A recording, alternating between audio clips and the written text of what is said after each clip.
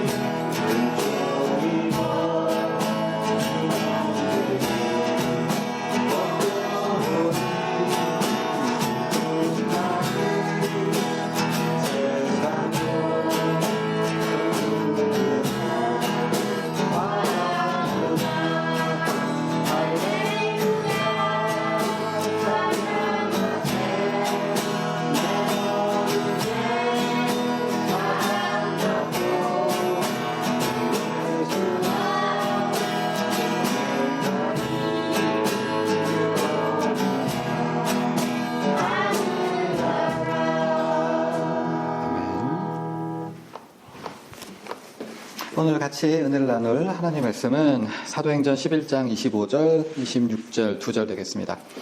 바나바가 사울을 찾으러 다소에 가서 만남에 안디옥에 데리고 와서 둘이 교회에 1년간 모여 있어 큰 무리를 가르쳤고 제자들이 비로소 그리스도인이라 일컬음을 받게 되었더라. 아멘. 일전에 설명드린 바와 같이 누가복음은요, 예수님께서 행하신 모든 일들을 기록하고 있고 그의 후속편, 연작이라고 할 수 있는 사도행전에서는 예수님의 제자들, 예수님께서 승천하신 이후에 그 제자들이 어떠한 일을 했는가를 보여주고 있는데요. 그런데 누가복음에서 예수님께서 행하시고 당하신 모든 일들이 사도행전에서는 제자들이, 사도들이 그 예수님께서 행하시고 당한 모든 일들을 다 겪었음을 보도하고 있는 거예요. 예를 들어서 이제 움직이지 못하는 사람을 고친 일이나 매를 맞고 4번의 재판을 받고 3번의 무죄 선언을 받았던 것이 누가복음에서는 예수님이, 그리고 사도행전에서는 제자들이 그렇게 겪는 것을 보여주고, 이것을 통해서 이제 예수님께서 이 땅에 행하신 모든 일들은 제자들의 삶 속에서 작은 예수가 되어서 그들의 삶 속에 드러나고 있는 것이며, 이것은 2000년 전에 예수님께서 행하시고 이루셨던 모든 일들은 동일하게 우리에게도 이루어져야 함을, 우리 각자가 작은 예수가 되어야 함을 가르쳐주고 있는데요. 그리고 이 주제는요, 사도행전 자체에서도 반복되고 있어요. 예를 들어서 사도행전 1장에서 12장은 베드로가 주로 예루살렘 교회를 배경으로 해서 활동을 하고요. 13장에서 마지막 28장까지는 사도 바울이 주로 활동을 하게 되는데, 가만히 살펴보시면 베드로와 그 예루살렘 교회에서 있었던 모든 일들은 13장 이후에 바울과 여러 이방 사역지에서 동일하게 일어나는 걸 관찰할 수 있어요. 굉장히 많은데 몇 가지 예를만 들면, 둘 다 안진뱅이를 고치고 둘 다 마술사를 만나고 둘 다 감옥에 갇혔는데 아주 기적적인 방법으로 탈출하게 되고, 둘 다 사람들이 그 사람을 경배하려 하고 이를 제재하는 모습들, 사도행전을 좀 읽어보신 분들이라면 제가 무슨 말씀하고 있는지 아실 거예요. 베드로와 바울은 굉장히 다른 인물이에요. 둘 다.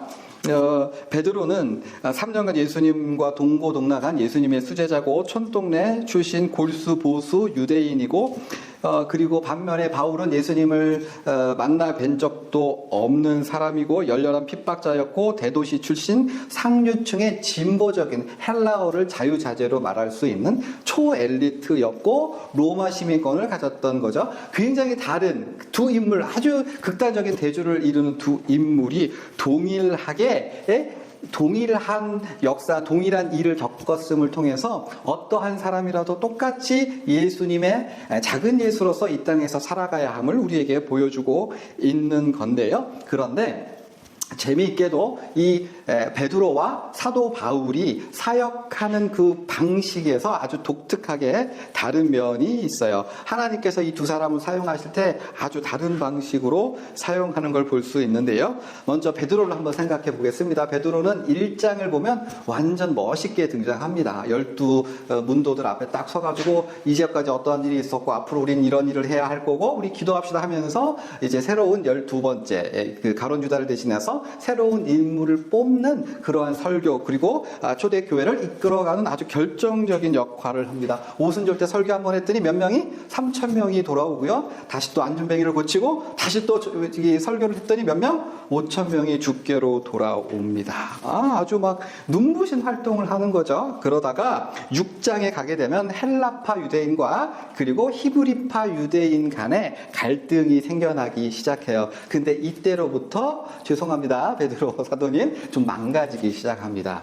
물론 중요한 역할을 감당하기는 해요. 그런데 이전까지 보여줬던 막 치고 나가는 그러한 카리스마 있는 리더십은 도저히 찾아볼 수 없고 수동적으로 피동적인 활동을 하는 걸 볼 수 있어요. 예를 들어 사마리아 전도 우리가 해야 합니다. 이방인 전도 해야 합니다. 그렇게 나서지 않고 사람들이 전도하면 거기 나중에 가서 수습해주는 사람, 이방인 전도할 생각도 의지도 뜻도 계획도 없었는데 이방인 고넬료가 제발 좀 와주시오 하니까 어쩔 수 없이 가서 주어진 대로 이렇게 전도를 하는 모습을 보여주는 거고, 그리고 사도 바울이 이제 본격적인 활동을 하기 시작되면서 베드로란 이름은 거의 나오지 않고 마지막 부분에서는 완전히 언급이 되지 않아요. 베드로는 사도 바울에 밀리고 그리고 예수님의 동생이었던 야고보에게 그 리더십의 자리를 내어놓는 걸 볼 수 있는 거죠. 여기서 생각할 포인트가 좀 있는데 베드로가 좀 리더십이 없고 큰 그릇이 안 됐고 초반엔 훌륭했는데 마지막엔 형편없어졌다 이렇게 판단하기 쉬운데 근데 뒤집어서 생각해야 되는 면이 있어요. 뭐냐 하면 예수님의 수제자 베드로 그리고 예루살렘 교회는요 기득권 그리고 수익권을 자기가 가진 그 권위를 내려놓는 방식으로 예수 믿는 기독교가 세계적인 종교가 되는데 기여했어요. 사실 베드로와 예루살렘 교회는 이 복음의 진리를 세계적인 종교로 올려놓는데 모든 곳에 예수님의 뜻을 따라 복음을 전하는데 굉장히 태생적으로 치명적인 결함을 가지고 있었어요. 이게 뭐 다 설명드리지 못하는데 이 지금까지 자라온 종교적 관습, 환경, 언어, 문화 모든 면에서 적합하지 않아서 그래서 내가 예수님의 수제자요 우리 교회가 처음 은혜 받은 모든 모든 신학적인 문제를 우리 뜻대로만 해야 됩니다라고 내가 난데라고 했으면 결코 기독교는 세계 종교가 되지 못했을 거예요. 근데 베드로는 자기의 자리를 내어주고 예루살렘 교회는 자기의 수익권을 양보하고 비우고 포기하는 방식으로 그렇게 되어서 이제 복음이 세계로 전파될 수 있어요.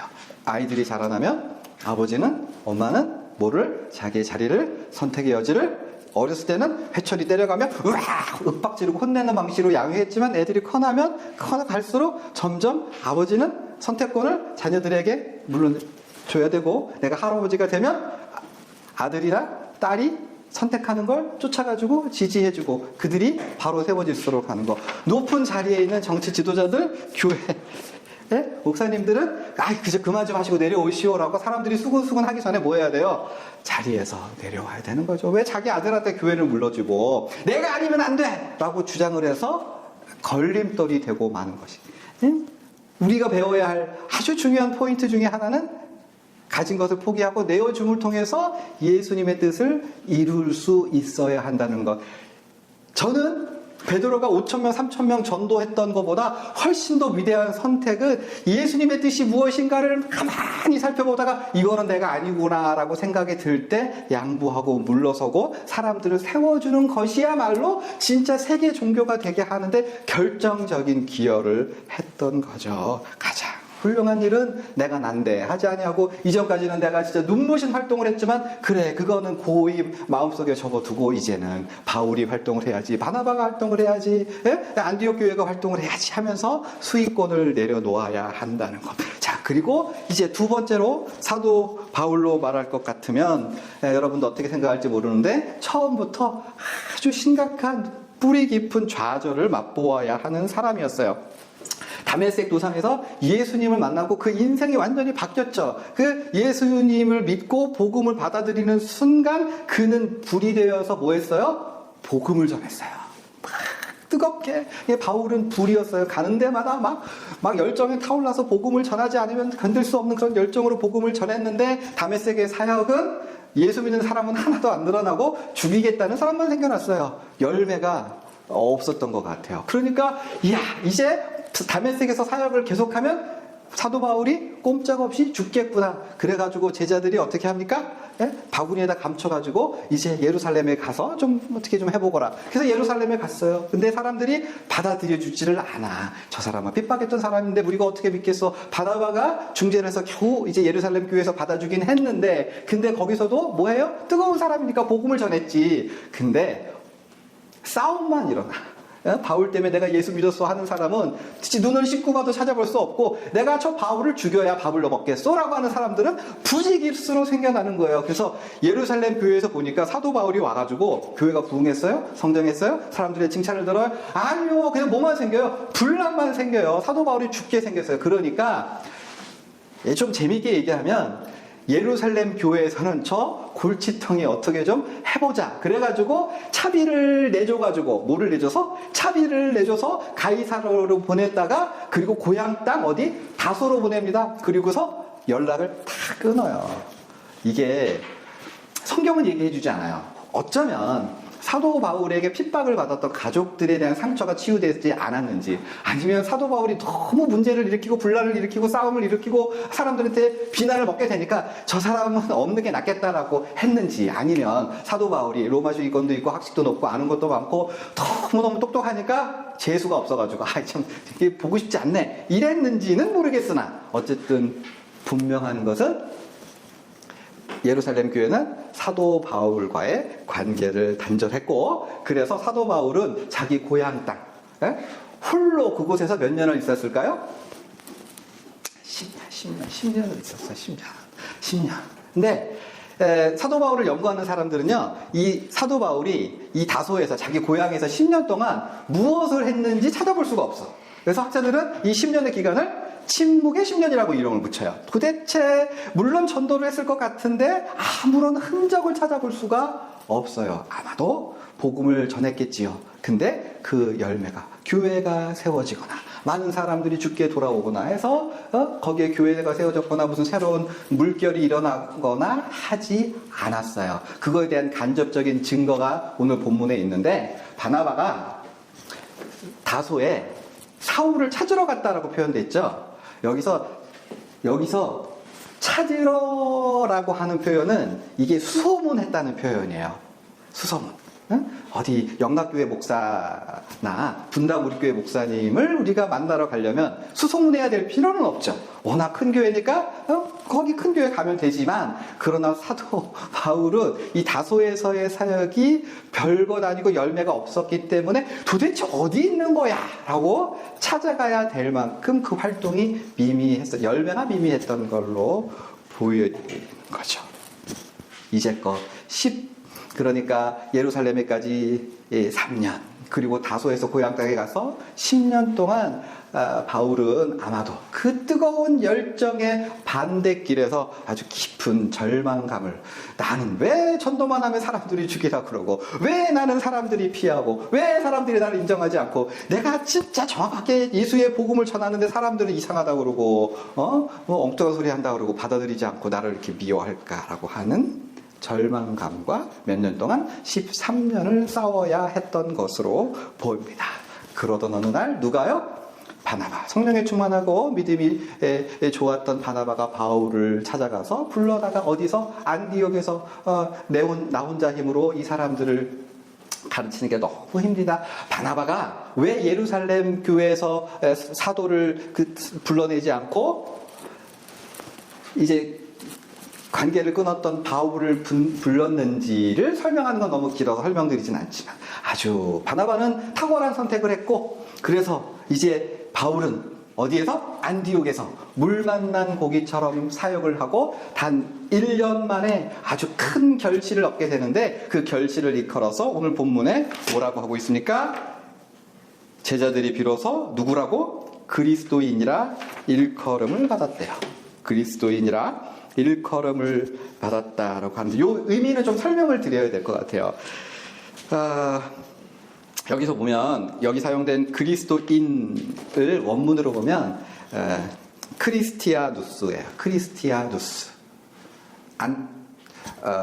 옥타비아누스, 안토니우스. 어떠해요? 로마식 이름이에요. 이제 이게 그리스도인 하면 잘 안 나타나지만, 원어로는, 그러니까 헬라어 성경으로는 로마식 이름으로, 뭐예요? 드디어 기독교가 세계 종교적인 첫걸음을 내디뎠음을 보여주고 있는 거예요. 그리고 지금까지 이 12사도들이나, 좀 민감한 얘기지만, 예루살렘 교회에서는 자신들이 유대인과 분리된 차별화 정책을 펴지 않았어요. 왜 못했어요? 차별화. 우리는 유대인과 달라. 우리가 전하는 복음은 기존의 유대교와 다른 거야 라고 하는 차별화를 하지 못했어. 차별화하는 순간 그 지역사회에서 왕따를 당하고 핍박을 받고 문제가 생기는 게 너무 심각하니까, 그리고 그들의 신학 자체가 예수님은 유대인만의 예수님이지라고 하는 신학적인 한계를 벗어나지 못했어.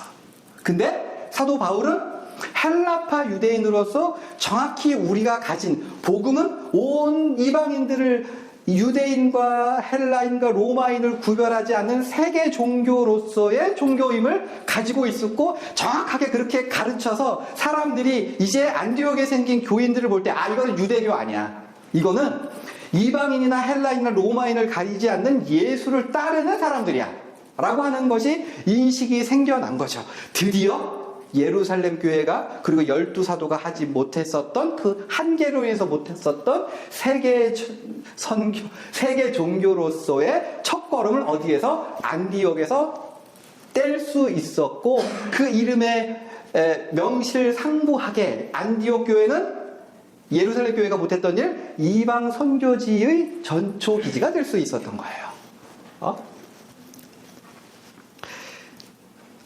그런데 이 안디옥 교회가 드디어 예수 믿는 복음을 세계 종교로서의 지위에 올려놓는 일을 했는데, 그것이 어떻게 가능했느냐? 바로 사도 바울이 10수년 동안 실패했었던 그 과거를 안고 1년간 열정으로 쏟아 부었을 때, 거기에서 드디어 열매가. 사람들은요, 사도 바울이 안디옥 교회에서 눈부신 활동을 했던 거에 집중할지 모르지만, 아마도 우리 하나님께서는 그 안디옥에서 1년 사도 바울이 사역해서 많은 열매를 거뒀던 것이 아니라, 언제?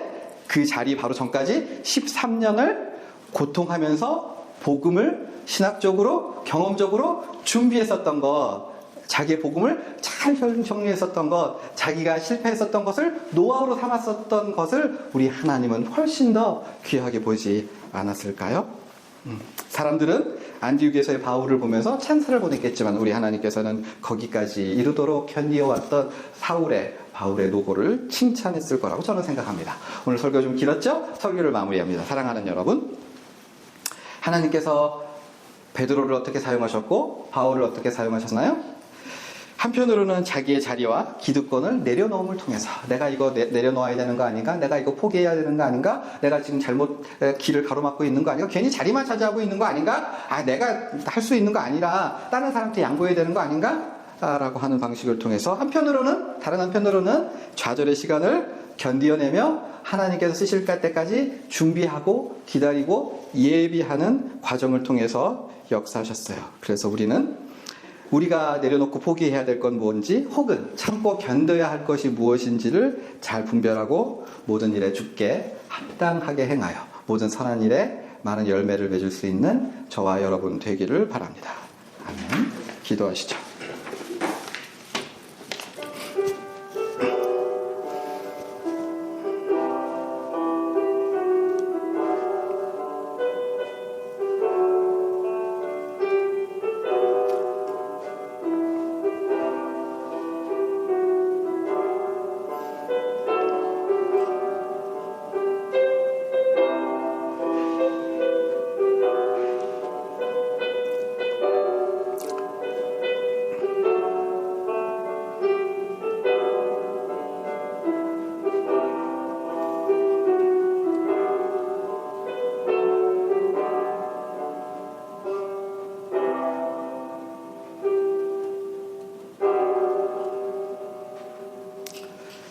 아버지 하나님, 우리에게 지혜로운 마음을 주옵소서. 그래서 욕심을 부리거나 자리에 연연하거나 기득권을 붙들려고 하는 탐욕을 부리지 아니하게 하시고, 포기할 것은 포기하고, 그리고 또한 주께서 우리에게 원하시는 바 그대로 참고 견뎌야 할 것을 믿음을 가지고 잘 이겨낼 수 있는 믿음도 허락하여 주옵소서. 일주일 앞으로 주께 의탁드리며 감사드리며 살아계신 예수님의 이름 받들어 기도하옵나이다. 아멘. 하늘에 계신 우리 아버지여, 이름이 거룩히 여김을 받으시오며 나라가 임하시오며 뜻이 하늘에서 이루어진 것 같이 땅에서도 이루어지이다. 오늘 우리에게 일용할 양식을 주시옵고, 우리가 우리에게 죄 지은 죄를 사하여 준 것 같이 우리의 죄를 사하여 주시옵고, 우리를 시험에 들게 하지 마시옵고 다만 악에서 구하시옵소서. 나라와 권세와 영광이 아버지께 영원히 있사옵나이다. 아멘.